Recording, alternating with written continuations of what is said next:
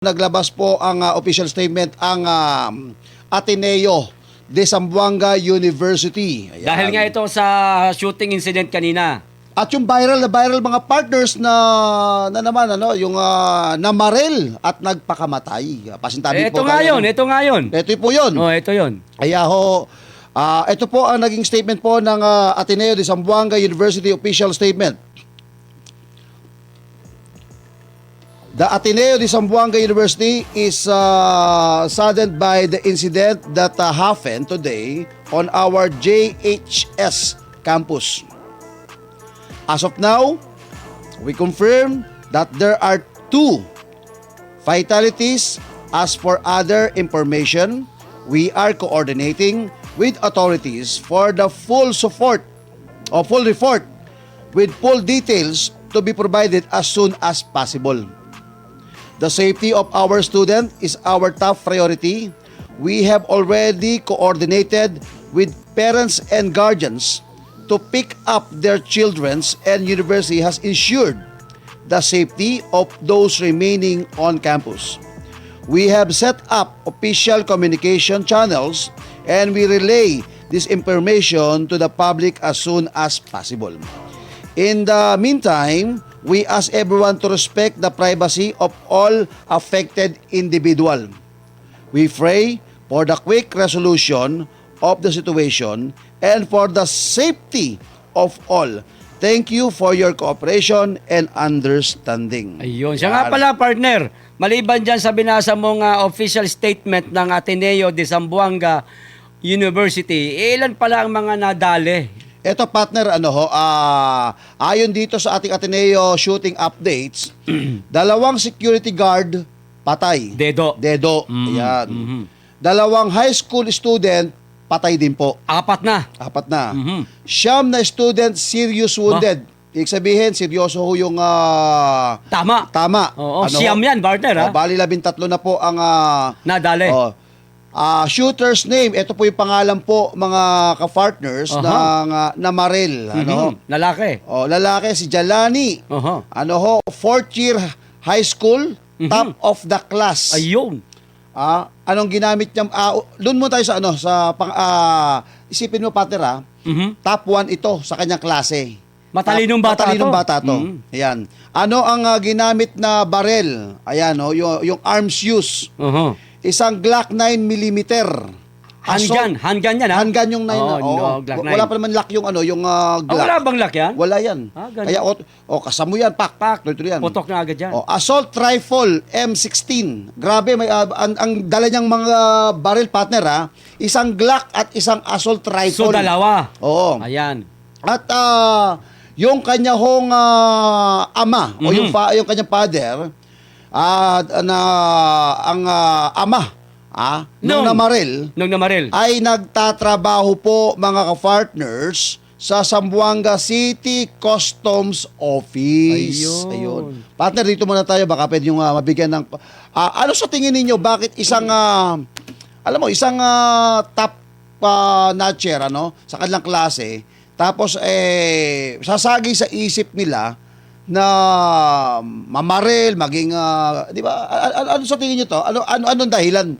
Yun na nga ang meron bang lumutang partner sa balita na ito'y batay na naman dahil sa mga larong nauuso ngayon sa mga bata?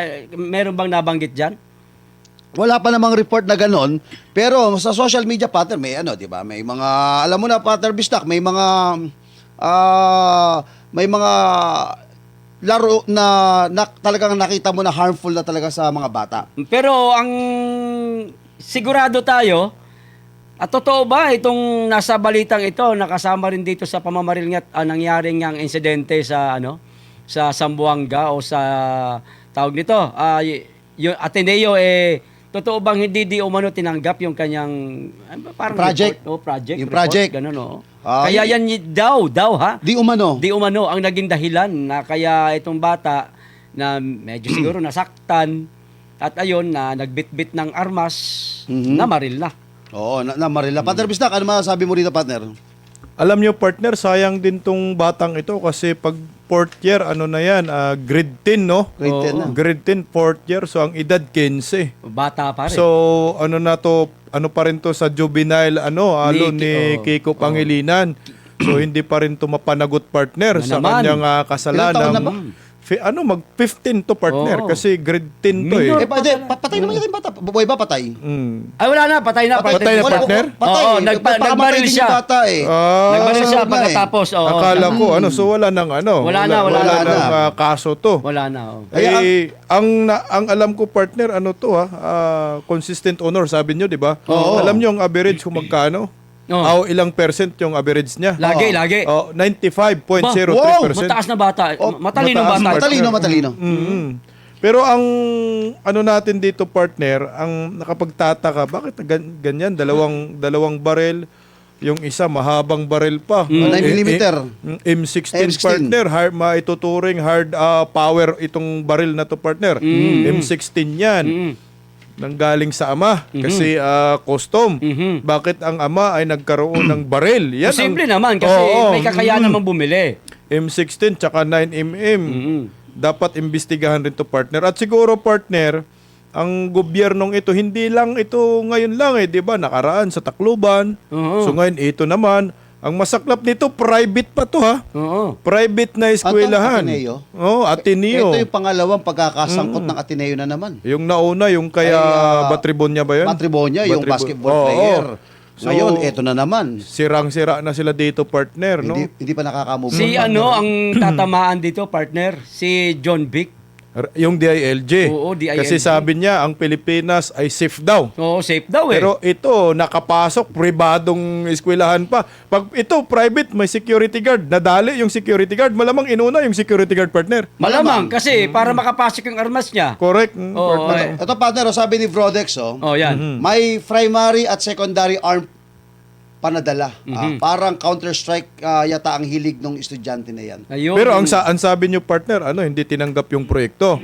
yan daw eh. Baka doon na depression partner. Kasi hindi niya matanggap sa sarili niya na teka, honor student ako, matalino ako, ganito katataas ang aking marka. Tapos hindi niyo tatanggapin ang proyekto ko. Alam mo, may tawag dyan, partner. Alam mo, nadismaya siya. May tawag dyan eh. Pag ganyan na pagkakaintindi ko psychologically baggage. Yan ang tamang term na pwedeng magamit yan. Na siguro sa pananaw niya, sa isip niya, alam mo naman yung mga bata ngayon, agresibo, di ba? So, psychologically baggage ang dala ng bata. Kaya nagawa niya ito. Partner, meron na akong nabasang update partner. Ito galing sa Net25. Ito partner ang sabi dito. Una umanong binaril ng isang junior high school shooter ang kanyang guro. Na nakaupo. Yun na nga, maaaring sa proyekto nga. Tsaka sinunod daw ang kanyang kaklase na anak ng mayor. Ayun. Oo. At mga kaklase sa Ateneo de Zamboanga University Junior High School sa Sabana, Tumaga, Zamboanga City. Ganun katindi, ganun siya partner, no? Ganun siya ka-agresibo na isipin mo gawin yung ganyang krimen. Ano kaya ang gagawin ng gobyerno dito, partner, para alam mo, maiiwasan yung mga ganitong insidente, partner? Hindi, kung ako kay John Vic, kaya ako kay John Vic, partner, total, kasi hindi na hindi na mabuti ito, partner, sunod-sunod na ang ganitong klaseng insidente. Hindi na isolated ito, partner. Oo, hindi, panawagan ko na lang kay John Vic Rimulya, sir, total, ikaw naman po ang may kapangyarihan sa ating mga kapulisan. Baka pwedeng bawat eskwelahan, mapapribado man o pampublikong paaralan, sana maglagay ho kayo ng mga pulis.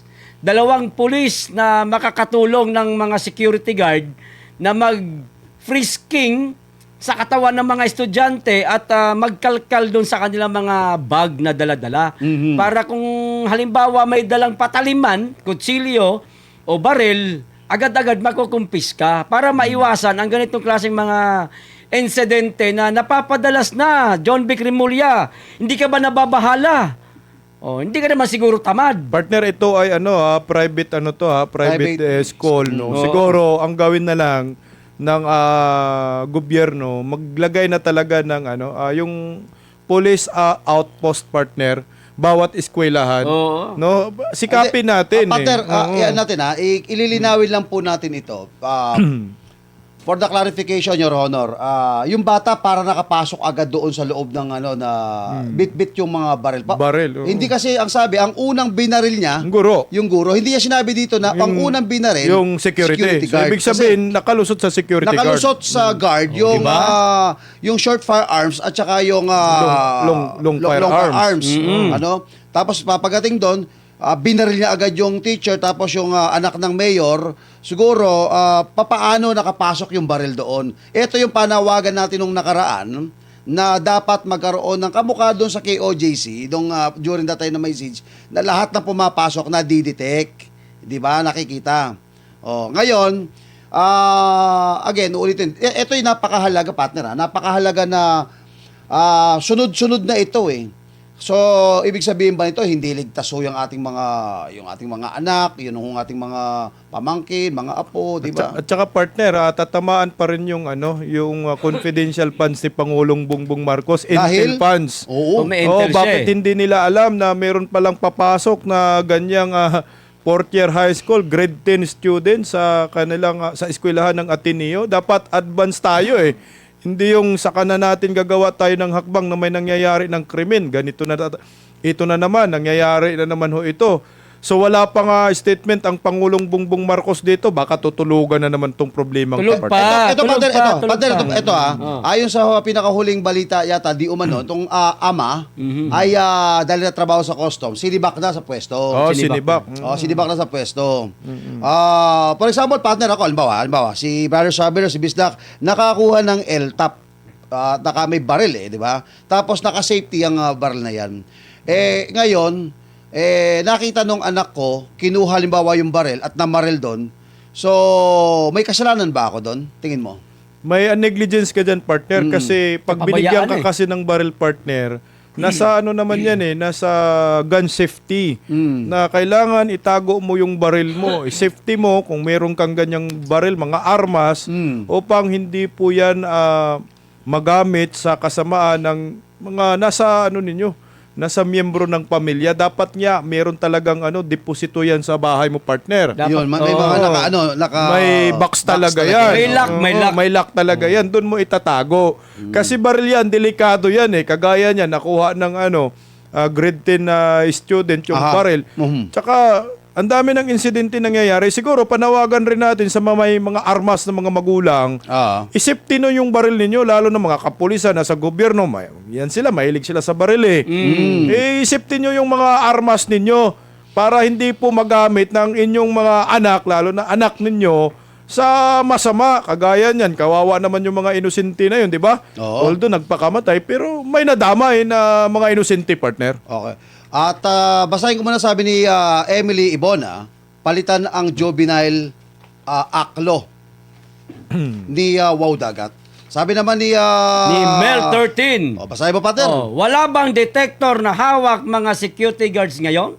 Meron naman siguro sa palagi ko, partner. Ako, Pater, ito, Meron Pater. naman. Alam mo kung siguro papasukin yung trinoma. To be honest, to be honest. Hindi yung Huwag ka magbanggit ng mall, partner. hindi. Kunyari lang, may mall. Kunyari lang. Hindi, kasi dumadaan ako doon Para kahit sabihin ko totoo naman talaga ipapasok ko yung bag ko. Walang nagdi-detect na ganun. Talaga? Kaya pwedeng mapasukan talaga. May pagkukulang. Yung mga at least maging aware ano? Hindi tayo nag-specific ng Trinoma lugar. Mall. Lang, yung mga malls kasi din sa Pilipinas, gano'n naman din talaga Yung mga detector nila, pag tumunog, hindi rin naman nila Wala rin. Wala rin, pinapalampas lang naman So maganda siguro yung scanner talaga. Scanner, lalo. Yung maganda ngayon, yung ginagamit sa mga hotel. LRT, partner. Sa mga sikat na hotel Yung sa na may MRT talaga conveyor. wala doon. Partner, may mga conveyor Ipapasok doon yung bag. Meron Nakikita, x-ray kahit hindi na ipapasok, partner. Oh. Diyan sa MRT ngayon, partner, pagpasok mo yan, partner, in-scan yung body mo, pati mukha mo, nagre-rehistro. Kita agad, partner, kung anong laman ng ano mo. Ganun na lang. At Pero, araw-araw dumadaan ka ron. Araw-araw yun, nare-rehistro. So ngayon, kung may nakita, kaharangin ka. Kahit naman sa mga boundaries na mga ngayon, sa mga boundaries na mga, for example, town. Di ba nakita mo yung mga, yung parang akala mo may pumipicture na ganon? Di ba nakita mo yan sa bawat boundaries ng mga probinsya? For example, sa amin, sa Angeles, Mabalacat, San Fernando. Makita mo, Pater, dumaan kayo, bigla akala mo, pinicture ka, tsak! Pumipitik na. Matik yan, pinipicturean ka talaga. Oo, para nakikita yung ano mo. Kaso gagastos ngayon ang pribadong eskwelahan. Ateneo naman, kaya nyo naman yan. Siguro hindi lang Ateneo, kundi lahat ng eskwelahan sa buong Pilipinas, ma-private ka man or ma-public, yan dapat yung requirements, partner. Pero Pater, again, ulitin natin. Pangalawang dagok na po ito sa Ateneo. Una, sabi ko nga sa inyo, Pater, di pa tayo nakaka-move on doon kay Baterbonia, 'di ba? Yung at saka dalawa 'yun tsaka yung isa yung taga Kenya ba 'yon? Ngayon, eto na naman sangkot na naman ang Ateneo, 'di ba? Private 'to. Oo, at siguro dapat siguro payuhan na magandang advice dito talagang paigtingin yung seguridad, partner, para hindi na maulit tong gantong Siguro yung yung i-amend yung juvenile law ni Pangilinan. Kasi mukhang iyan rin po yung dahilan na nagkaroon ng lakas ng loob dahil sila po ay minor de edad, hindi makasuhan, kaya gagawa ng ganyang krimen. Siguro ibaba na lang para magkaroon lang ba ng takot itong mga batang ito, partner. Tsaka partner, itong mga bata natin ngayon, matatalino yan Lalo na meron silang hawak na mga ganitong cellphone. Smartphone. Ano mang oras, pwede silang, alam mo yung makapag-research. Research mo lang, tungkol sa mga batas na yan ni Kiko Kiko, yung Pangilinan. Juvenile Law Act na yan. Pag-type, lalabas na. Oo, pag binasa nila yan, maiintindihan nila yan kasi maalam may mga nagsisipag-aral yan maalam. Pag alam na, pwede tayo, ligtas tayo dito. So, pwede nating barilin yung nambuli sa atin. Isa yan dapat amendahan talaga yan. Partner Bistak, sangayon ako doon sa sinabi mo. Tama ka dyan, partner. Yan din ngayon ang sinisigaw ni Senator Robin Padilla. Kailan pa ba tayo, sabi gagalaw? Saka na kung marami nang mangyayaring ganito na mga kabataan na kapag gawa ng krimen sa kapwa kabataan. Di ba, partner? Kasi partner, hindi lang naman ito ngayon mangyari. Baka mangyari pa ulit ito sa mga susunod na linggo. At ito nga, partner, basahin ko lang to, sabi ni Mel 13, wala bang detector na hawak yung security guards ngayon? Meron naman. Kahit na may detector, sometimes, ginaganyan lang. Sige, daan ka lang. Meron talagang security guard na hindi security. Hindi. Partner? Maliban dyan, partner. Baka naman na-detect ng gwardiya na umingay, titit, gumanon. Tapos, yung bata, palibasa, sumbong kita sa tatay ko. Yung gano'n, di ba? Pwede rin. Oo, sumbong, tatay ko, sa ganito nagtrabaho. O baka naman kasi kilala at saka matalino na Yan, oo. top sa school Oo, sino mag-aakala? Mag-aakala na gagawa ng kasamaan yun, di ba? Yan, oo. At alam mo naman, di ba? At private yan. Ateneo de Zamboanga. Mayayaman yan, Narian. So, lang natin na siguro gabayan din natin, partner. Nasa parenting din naman siguro yan, si paring John Vic, panawagan nyo, pambira kayo. Kaya nga nagpaitim na ako ng buhok. Tumitingin ka na naman sa akin. Paring John Vic, pambira. Partner, basahin ko muna tong comment ni Isme. Maganda yung comment niya. Yung sabi niya, dapat maging aware tayo sa teenage depression. Ano na mga new studies plus yung law i-update, daming problema. Yan.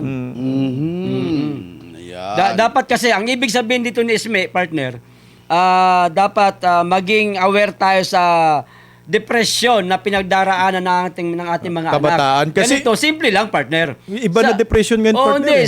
Dadaanin mo sa hapagkainan. Magtatanungin mo yung mga anak mo kung ano problema nila sa eskwela.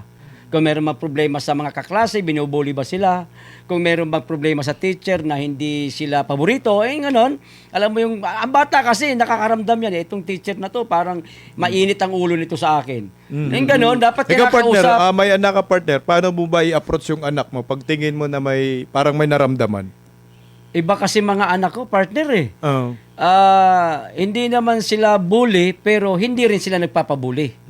Yun ang mga anak ko Kasi ang sinabi ko sa kanila, pag kayo ng bully, ay makakatikim talaga kayo.